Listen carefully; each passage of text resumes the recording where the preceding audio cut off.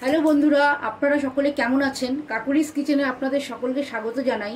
আজকে আর একটা রেসিপি নিয়ে এসেছি, করলা ভাজা। কিন্তু করলাটা একটু অন্যরকম ভাজা।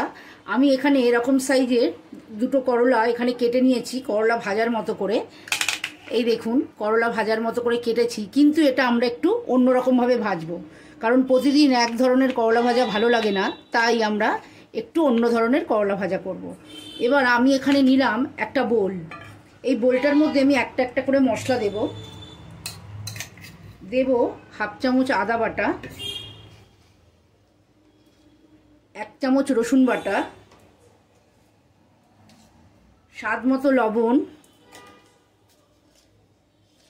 দেব, হাফ চামচ হলুদ গুঁড়ো, 1 চামচ লঙ্কা গুঁড়ো, আর দেব খানিকটা চালের গুঁড়ো 2 চামচ মতো, আর 2 চামচ মতো কর্নফ্লাওয়ার, আর দেব তেঁতুলের ক্লাথ। আমি তেঁতুলটা জল দিয়ে গুলে ক্লাথটা বানিয়ে রেখেছিলাম, সেটা দেব। দিয়ে আমি সবটা একসাথে মাখবো। এতে সামান্য একটু জল দেব।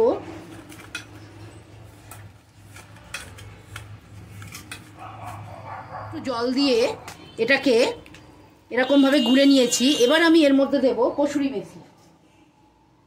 আমি একটু 2 চামচ মতো কসুরি মেথি আমি এর মধ্যে দিলাম। দিয়ে এটাকে আবার একটু মাখিয়ে নিয়ে আমি করলাগুলো এর সাথে এরকমভাবে এর সাথে মাখিয়ে আমি 15 থেকে 20 মিনিট মতো এটা রেখে দেব।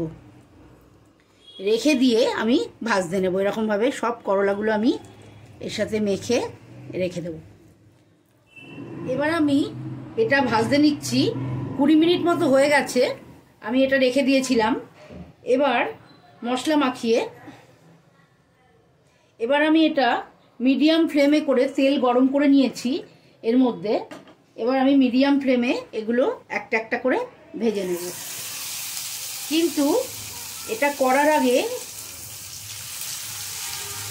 সামান্য একটু গরম জলের মধ্যে করলাটা ভাপিয়ে নেবেন। এমনভাবে ভাপাবেন যেন জলটা না ফেলে দিতে হয়, সেরকমভাবে একটু করলাটা ভাপিয়ে নেবেন।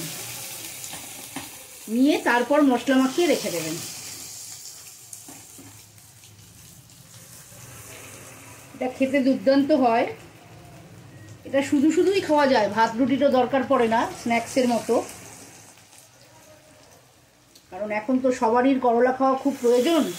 আর একঘেয়েমি ভাজা ভালো লাগে না, একঘেয়েমি তরকারিও ভালো লাগে না, তাই জন্যে এই পদ্ধতি।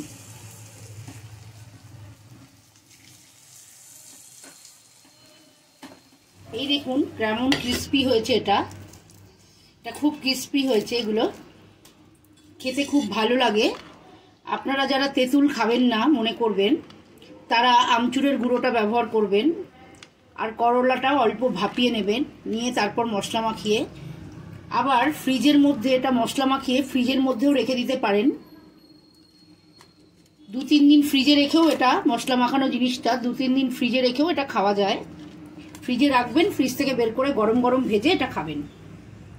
আর বন্ধুরা, আমার ভিডিওটা যদি আপনাদের ভালো লেগে থাকে তাহলে লাইক করবেন, আমার চ্যানেলটাকে সাবস্ক্রাইব করবেন, আর বেল আইকনটা টিপে দেবেন যাতে পরের ভিডিও নোটিফিকেশন আপনাদের কাছে পৌঁছে যায়।